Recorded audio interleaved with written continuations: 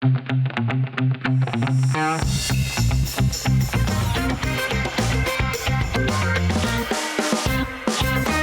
à toutes et à tous, je suis très heureux de vous retrouver dans ce nouveau numéro du Buzz TV. Salut Sarah. Salut Damien. Et aujourd'hui nous accueillons sur ce plateau un ténor dans le monde de la production, un grand reporter dont le nom est devenu une marque de qualité et d'exigence grâce à un catalogue de plusieurs milliers d'enquêtes et de reportages. Bonjour Tony Comiti. Bonjour. Bienvenue sur ce plateau. Alors les routes de l'impossible, c'est le titre de la série documentaire que vous produisez, que France 5 diffuse en première partie de soirée. Le prochain numéro, c'est ce vendredi 18 juillet à 20h55. Il s'intitule Irak, soif de vivre, et les téléspectateurs vont découvrir des routes de montagne entravées par d'immenses pierres. Ils vont également découvrir des routes qui sont enfouies dans du sable. Est-ce que ce documentaire, véritablement, il va nous permettre de relativiser face au tracas du quotidien que l'on rencontre tous, que ce soit dans les transports en commun, que ce soit en voiture? C'est la genèse des routes de l'impossible. C'est vraiment ça? C'est l'histoire des routes de l'impossible qu'on a créée avec Patrice Lucchini il y a 17 ans. Ouais. Je crois qu'il a 17e saison. Il y a 140 routes de l'impossible, donc 52 minutes. Ce qui nous a donné envie, c'est bon, moi j'étais grand reporter à TF1 pendant 17 ans, à la caméra, caméraman, donc j'ai quand même pas mal baroudé dans des régions absolument improbables. Ouais. Et quand je revenais à Paris, chez moi, là, donc, vous voyez ces enfants qui vont à l'école à la même heure, un passage clouté. Ah oui, bien tout encadré. Est organisé. J'ai l'impression de, putain, on est bien ici quand même. C'est civilisé. Et puis après, surtout, les Français, on est très râleurs, hein, en France. Ah bah oui. Beaucoup. Ah bon? Alors, ah oui, Sarah fait partie de l'amicale des râleurs de France, hein, vous savez. Elle en est trésorière. Il y a un métro il y a un métro en retard, c'est la fin du monde. Il y a une grève d'avion. La prochaine fois, je ne voterai plus pour lui. Voilà, alors que nous, on filmait à l'époque des gamins qui traversent des lacs gelés ou des lacs bourrés de crocodiles ou des gens qui attendent une pirogue pendant 3 jours pour aller voir un médecin. Donc vous ne râlez plus dans les embouteillages alors, Tony Comiti, ça y est, ça c'est fini. Non, j'écoute de la musique en général. Vous relativisez. Voilà. C'est un bon médicament. Et est-ce que ce serait envisageable de faire des routes de l'impossible en France, une spéciale France? Il y en a, hein. Non, il n'y a pas de route de l'impossible en France. Non, il n'y a pas des routes de montagne. L'autoroute, c'est quand même... D'ailleurs, j'ai une série qui est passée là sur M6, non, sur Sister, sur les autoroutes en France. Ouais. C'est spectaculaire aussi. Hein, pourquoi? Déjà, les gens... Alors bon, c'est une aventure, mais c'est déjà les vacances en fait. Ouais. Donc ils partent pratiquement en maillot de bain et s'arrêtent dans les stations-service là. Oui. C'est les vacances. Bon. Oui, exactement, c'est vrai. Vous voulez dire c'est des moutons quoi qui suivent, non, c'est ça? Écoutez, c'est curieux en tout cas. Ça vous étonne? Ah oui, ça m'étonne toujours. Et peut-être l'entretien aussi qui est étonnant, non, des autoroutes? Non, non, mais ça, oui, mais. Il y en a qui sont payantes, il y en a qui ne sont pas payantes en Bretagne. Oui, les Bretons ne sont pas payés. Avec les routes de l'impossible. Il n'y a pas d'autoroute. Oui, voilà, il y a moins d'histoires à raconter. Ah bah c'est sûr, oui, c'est sûr. Donc, bon, après, nos routes ne sont pas parfaites, mais en tout cas, c'est sans commune mesure avec ce qu'on peut voir. En France, vous tombez en panne. Ouais. Une roue, hop, c'est SOS pneus tout de suite. Bien sûr, oui, c'est vrai. Le camionneur qui est au fin fond de la jungle, en pleine nuit, il pleut des cordes, il y a des animaux, c'est la nuit que les animaux sortent, hein, jaguars, ça. Oui. Il est sous le camion, sous la flotte, en train d'essayer de réparer sa boîte de vitesse. Quoi. Ah oui, non, on n'a pas ça en France, c'est sûr. Mais il n'y a pas de choix. Vous crevez un pneu, vous pouvez vous prendre une morsure d'une couleuvre d'eau sur le gros orteil, mais grand maximum. Mais c'est surtout ce qui est formidable, c'est qu'ils ont, ces gens-là, ils ont la banane. Oui, c'est vrai. Ils ont toujours le sourire, que ce soit en Afrique, en Amérique du Sud, n'importe où, au Kurdistan. Ils n'ont pas le choix. Oui. Et ça fait relativiser chez nous. C'est vrai, vous avez raison. Et c'est d'ailleurs l'un des enseignements de ce documentaire, je trouve, notamment celui qu'on va découvrir sur l'Irak, c'est que ces personnes-là vivent des galères incroyables au quotidien, mais ils gardent le sourire. Et ça, c'est vrai qu'on se sent un petit peu coupable quand on râle parce que le métro a pris 2 minutes de plus à arriver à quai. Vous avez raison. On va poursuivre cet entretien avec vous dans quelques instants, Tony Comiti, mais tout d'abord, je vous propose de découvrir les news médias présentées par Sarah Lecoeuvre. Et on commence ces infos médias avec le Mercato et Julien Arnaud qui quitte déjà France 2. Et oui, seulement un an après son arrivée. Mais oui, parce que souvenez-vous, il avait été débauché de TF1 pour reprendre Télématin avec Flavie Flament. Mais comme la mayonnaise n'a pas pris aussi bien côté audience qu'avec son binôme, eh bien, résultat, il a décidé de quitter le service public pour rejoindre BFM TV dès la rentrée et retrouver notamment Fabien Amias, qui est son ancien patron à TF1, notamment LCI. Il récupère la case du 10-12 heures. Donc on le retrouvera en fin de matinée, Julien Arnaud. Et toujours sur la chaîne Info, on sait désormais ce que fera Marc Fauvel, vous savez, qui vient de France Info. Lui, eh bien, il succédera à Benjamin Duhamel, parti à France Inter, je rappelle, à la tête de la tranche du 19-20 heures du lundi au jeudi. Alors vous voyez, vous parliez de vacances. On a coutume de parler de chassé-croisé entre juilletistes et haussiens, mais là, il y a un véritable chassé-croisé d'animateurs entre les chaînes. En ce moment, c'est le super mercato. Mais c'est un super mercato. C'est la guerre des chaînes, là. Mais qu'est-ce que vous en pensez, vous, qui êtes un professionnel de la télévision? Vous avez un œil sur toutes les chaînes en tant que producteur. Comment vous expliquez que les visages partent d'une chaîne à l'autre et que ce soit si important Ça a cette toujours année? existé, hein, le mercato. Ouais. Mais là, c'est un peu spécial, mais parce qu'avec l'arrivée de deux nouvelles chaînes, Oui, c'est vrai. une reprise en main forte de BFM, CNews aussi, qui a eu enfin, C8, vous voyez, il y a eu aussi des problèmes. Bon, ça vient de là. Mais moi, je ne me mets pas trop de ça. Oui. Je préfère rester sur le terrain avec...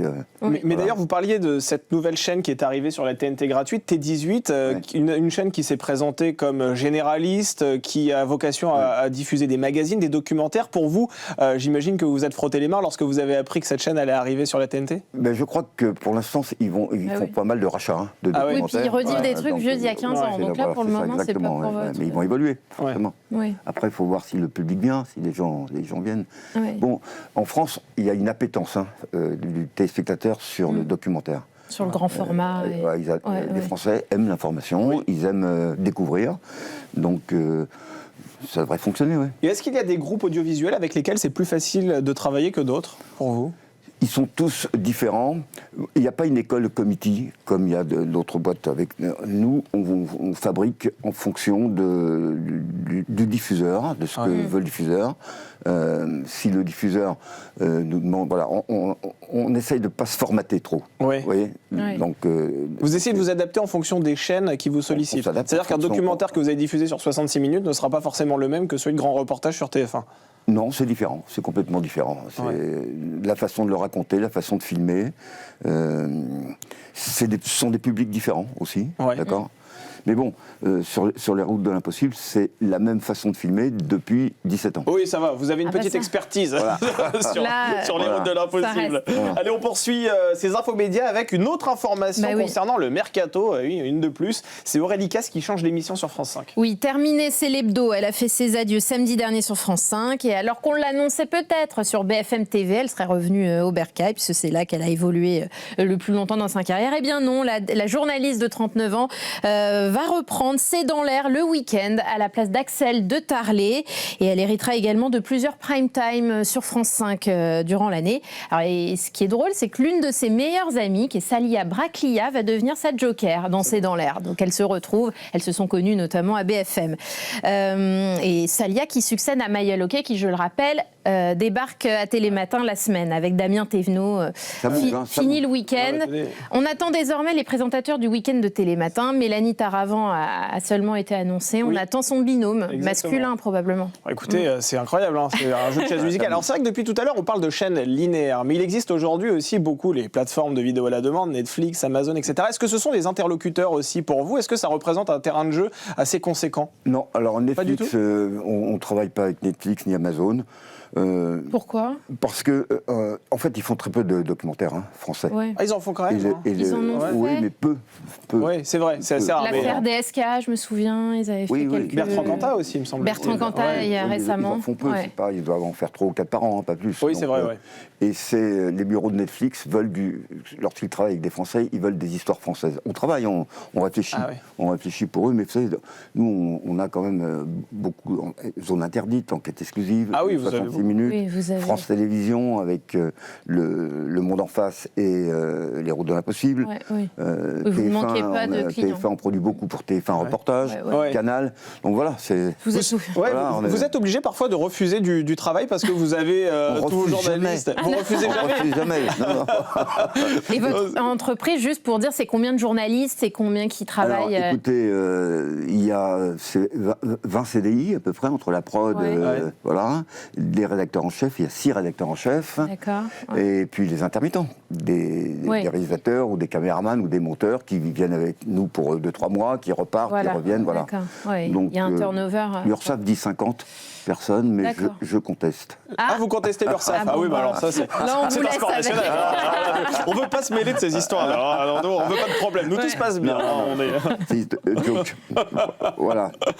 Allez, on termine ces infos-médias avec le chiffre du jour, 1,2. Oui, c'est en millions le nombre de téléspectateurs rassemblés hier devant le retour de Lego Master, saison 5 sur M6. Bah oui, c'est assez faible, 6,8% de part d'audience. Franchement, on peut parler même de flop, on peut aller jusque-là, parce que la chaîne est seulement 5e dans le tableau médiamétrie, derrière TF1, France 2, Arte et France 5. Ah ouais, c'est M6 a été battu par 4 chaînes. Ah, ça fait mal. Pourtant, Lego Master, c'est une super émission. Lego Master, avec Eric Antoine. Le but, c'est de créer un concours de Lego.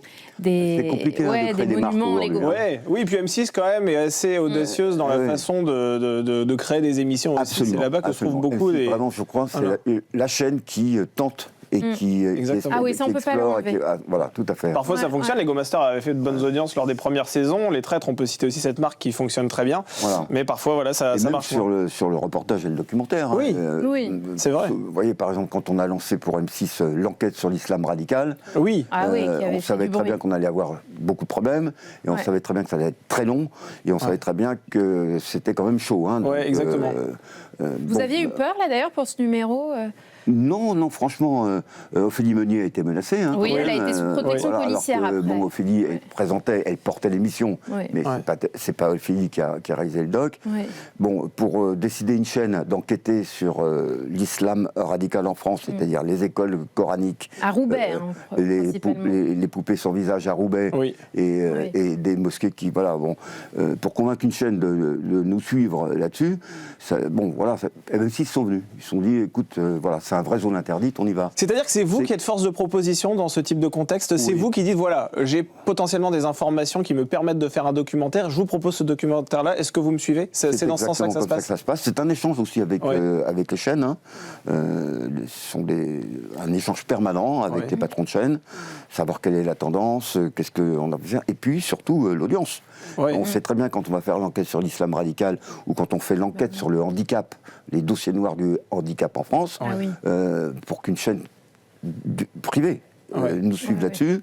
Mais M6 y va et tant mieux, c'est bien, c'est génial. Et dans quelle mesure les audiences ont-elles un impact sur votre activité? Est-ce que vous êtes à 9h03 scotché devant les chiffres médiamétrie ou bien vous prenez du recul avec tout ça? J'ai pas la science infuse sur les audiences, donc on ne sait plus aujourd'hui qu'est-ce qui va fonctionner, qu'est-ce qui ne va pas fonctionner. Alors, les dossiers noirs du handicap en France, on sait très bien que à 20h50, un dimanche soir, devant les boosters de TF1 ou de France 2, on sait très bien que... Voilà. Mais bon, ça fait partie quand même la loterie. Et ça fait, j'espère, bouger un peu les lignes. Oui, bien sûr. Voilà, c'est un peu notre métier aussi. Donc, ça fait partie des missions aussi. Et franchement, M6 et France Télé aussi, ils nous suivent. Ils vous suivent. Il y a un reportage dont vous êtes particulièrement fier depuis ces dernières années?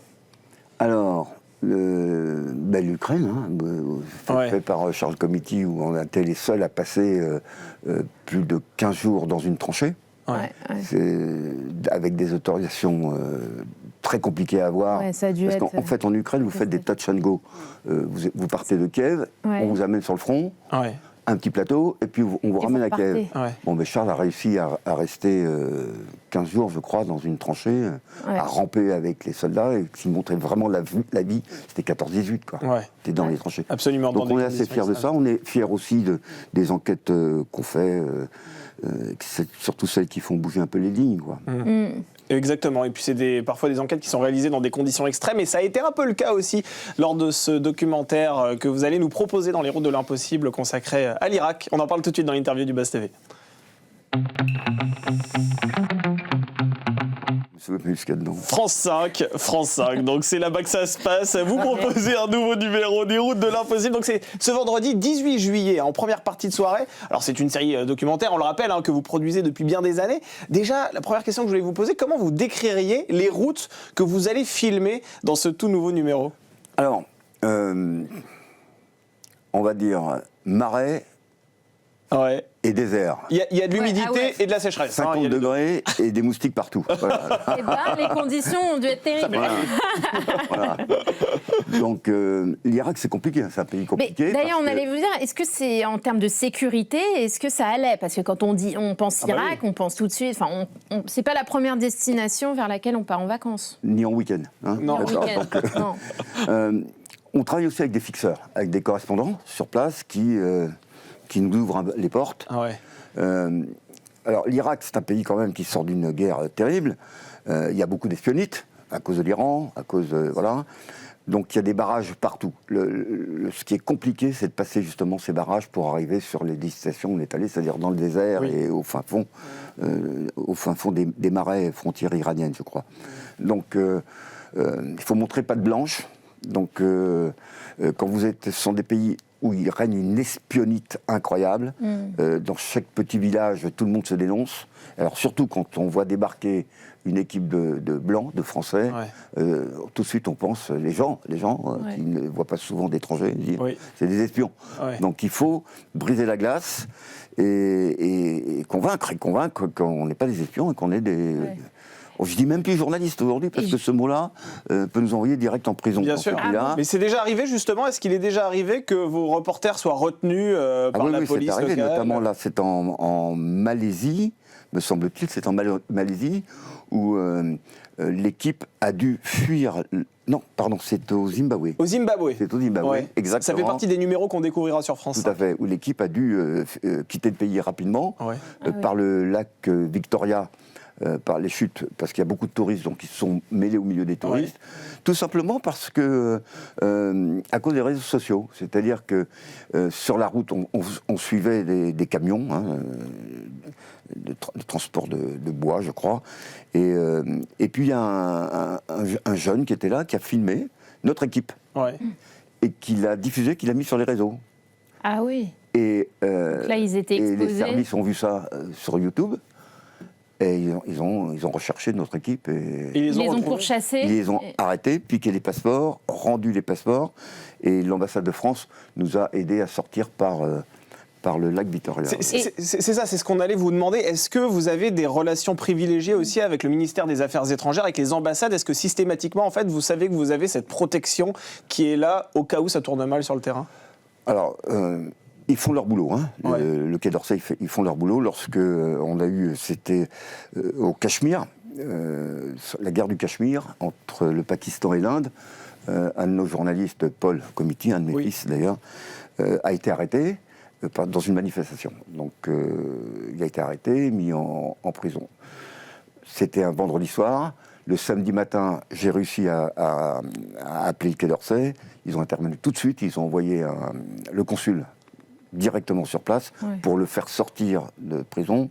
Donc là, il est resté dans un hôtel pendant 3 semaines. Il a passé Noël là-bas. Mais voilà. Bon, au moins, il était protégé. Non, franchement, ils font leur travail. On évite de les solliciter. Parfois, on ne prévient même pas lorsqu'on arrive.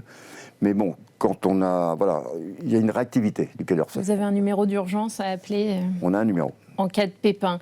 Et j'imagine que vous n'envoyez pas n'importe quel journaliste. Il faut des journalistes aguerris, pas sortant d'école, quoi. Alors, les journalistes des Routes de l'Impossible sont d'abord, c'est toujours les mêmes équipes. L'aîné, Daniel Lenné, c'est son nom. C'est l'aîné de l'équipe, il a 77 ans. Bon. Ah, pas vrai. C'est le doyen. Il fume pas, il boit pas.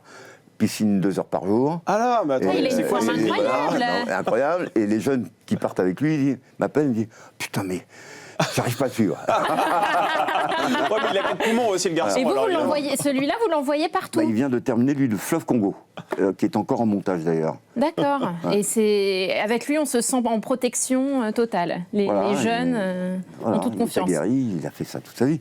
Donc non, ce sont des équipes, ils savent où ils mettent les pieds, d'accord. Notamment, on a une route dans l'impossible en Équateur, où on filme un petit train, mais c'est incroyable, c'est un camion qu'ils ont mis sur rail. Dans les endroits où il y a les mines d'or, en pleine jungle, il pleut des cordes. Et il y a une zone qui est tenue par les narco-guérillas qui venaient de Colombie, qui ont été expulsés de Colombie, qui sont mis après les mines d'or. Bon, là, il y a risque de prise d'otage, il y a risque de raquettes. Alors là, justement, ce sont nos fixeurs qui nous préviennent. Le type là qui est en face, je le sens pas du tout. Donc, et mes équipes aussi, ils le sentent. Voilà, à ce moment-là, ils sont bons conseils. Et c'est peut-être une question bête, mais il y a beaucoup de femmes dans les équipes comme ça qui partent.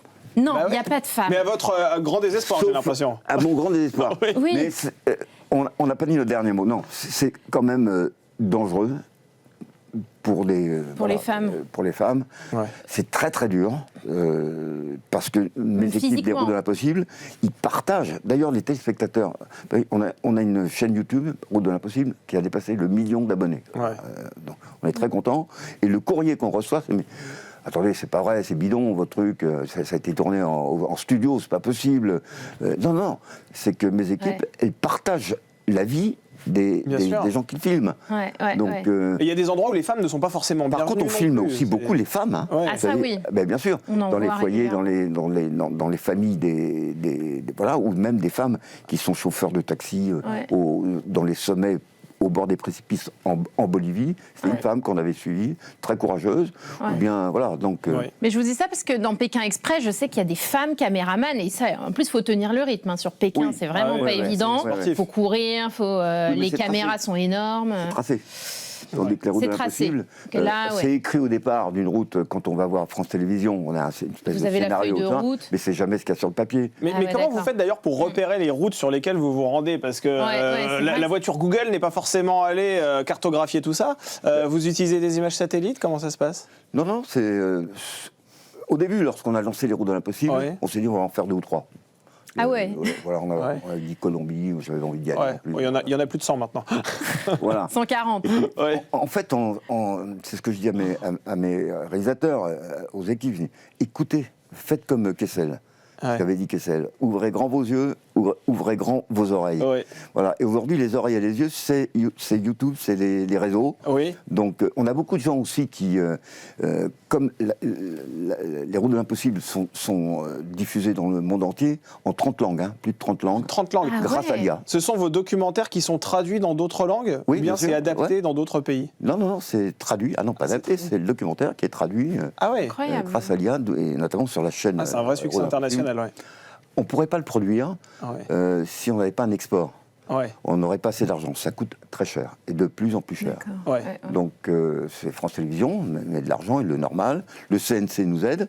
Mais s'il n'y avait pas l'export, on aurait beaucoup de mal à les produire. Ça serait beaucoup plus compliqué. Mais c'est vrai que France Télévisions, aujourd'hui, on s'en rend compte, fait la chasse, si j'ose dire, à des émissions qui ont une longévité record. On peut citer des chiffres et des lettres. Question pour un champion. Pour les Routes de l'Impossible, vous tremblez pas trop quand même?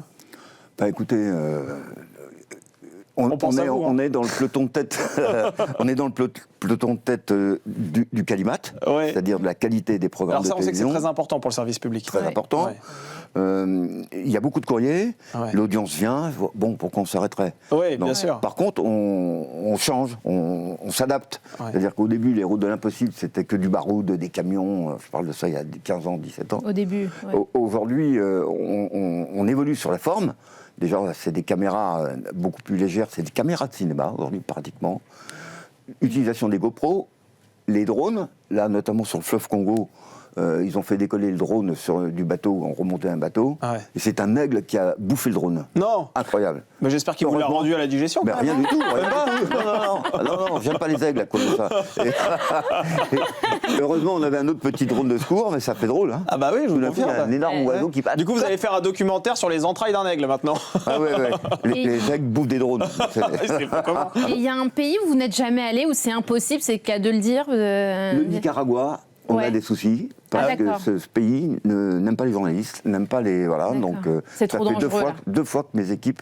C'est pas que c'est dangereux, c'est tenu par une dictature dure, et ça fait 2 fois que mes équipes se font expulser.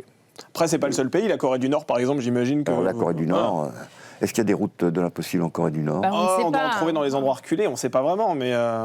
À Pyongyang, à Paris, elles sont plutôt jolies, en tout cas celles que l'on nous envoie à travers les images. Là, pour voir. Ah bah si vous êtes proche, allez-y. Hein. On sait jamais. On sait jamais, vous avez raison. Et c'est vrai que par rapport au coût, c'est vrai que c'est très important parce qu'aujourd'hui, on sait que la télévision traverse une zone de turbulence économique assez importante. France Télévisions doit réduire les coûts. Est-ce que vous sentez qu'année après année, vous avez un peu moins de moyens qu'avant ou bien pour le moment, ça reste assez constant pour vous? Non, sur le documentaire et sur le grand reportage France Télévisions, je ne pense pas qu'il bouge, il baisse les coûts de production parce que on est à la limite de la marge en fait. Vous êtes à la limite de la marge, donc vous ne pouvez pas baisser plus. Voilà, on pourrait sinon plus vous gagnez plus d'argent, quoi. La limite, donc c'est compliqué, je vous le dis, je répète, hein, c'est parce que les routes de l'impossible, c'est pas une question aussi économique, s'exportent dans le monde entier, c'est le savoir-faire des Français. Ouais. Je trouve que nos reporters français sont des gens formidables, peut-être les meilleurs du monde. Ah oui. Donc, et la France, qui est un grand pays, excusez-moi, mais c'est quand même, c'est mon côté cocorico, elle a quand même le droit de regard sur ce qui se passe dans le monde. On va quand même pas laisser ça à Al Jazeera et aux anglo-saxons. Les Français, on a le droit. Et pour quelle raison les Français sont meilleurs que les autres, d'après vous? La débrouille. Ah, on est des filous, nous. On filoue. La débrouille, la chasse. C'est vrai, on trouve toujours... Les anglo-saxons, en général, ne font que ce qui est autorisé à faire. Voilà. Le Français, lui, il aime faire ce qui n'est pas autorisé. Flirter avec la ligne jaune, quoi. On aime bien. Mais voilà, je pense qu'on a des vraies cartes de presse en France. Ouais. Carte de presse, Mais on sent l'œil qui pétille quand vous parlez des documentaires depuis tout à l'heure. Mais vous n'avez pas envie de retourner sur le terrain Ouais, ça vous manque pas? Je cours plus assez vite. Vous courez plus? Attendez, vous nous parlez de cet homme de 77 ans. Mais j'ai l'impression de voyager avec eux, avec Patrice Lucchini, qui est le directeur de collection des routes, quand on regarde leur rush. J'ai l'impression d'être avec eux. Et souvent, dans les rushs, on ressent les états d'âme de nos reporters. Oui, c'est vrai. Beaucoup. Tout à fait, Ah oui, vous êtes là à la table de montage, en fait. Pas à chaque fois, mais enfin... Pas à chaque fois. Mais, Patrice, oui, mais... Ça arrive, je passe... Puis j'aime bien, moi, quand je vois les images qui... Oh, putain, il va être bien, le film, là. Je le sens, là. Ah oui, c'est vrai. Vous arrivez à savoir ce qui va faire un bon documentaire, tout de suite, quand vous les voyez? Déjà, ils nous racontent, quand ils reviennent, et puis même, on les suit, sur place. Maintenant, c'est assez simple. Avant, c'était compliqué. Lorsque je partais pour TF1 2-3 mois pour 52 sur la une, il n'y avait pas les portables, il n'y avait rien. Donc, là, vous les on avait une mission au départ. Et là, maintenant, quand même, on les suit, on les guide. Quand ils ont des emmerdes, ils en ont tout le temps. Une caméra qui casse, ou là, on ne peut pas passer. Donc voilà, on guide. On guide. Et vous avez transmis cette passion, ce qui est formidable, à vos fils, puisqu'ils sont dans Charles Comiti. Charles Comiti, là, qui va partir Honduras, Ouganda et Grand Nord avant la fin de l'année. Ah, c'est une entreprise familiale finalement. Vous avez transmis le virus à vos enfants. Ils sont comme vous avez combien d'enfants? Ils font tous ce métier? Non, il n'y a que Charles qui fait ce métier. Il n'y a que Charles, c'est ça. Et vous n'avez pas peur pour lui quand il part en zone hostile? De toute façon, si je n'en vois pas, il partira pour quelqu'un d'autre. Donc, voilà, quand la guerre a éclaté en Ukraine, ils sont venus 10 dans mon bureau. On part. Bon, j'ai été obligé j'ai envoyé, mais j'étais obligé de l'envoyer Charles. Voilà, donc bon. Merci beaucoup Tony Comiti, merci d'avoir été sur ce plateau. Je rappelle que vous produisez Les Routes de l'Impossible, dont le prochain numéro sera diffusé ce vendredi 18 juillet en première partie de soirée sur France 5. Merci beaucoup Sarah. Et le Buzz TV revient dès demain avec un nouvel invité. Bonne soirée à toutes et à tous.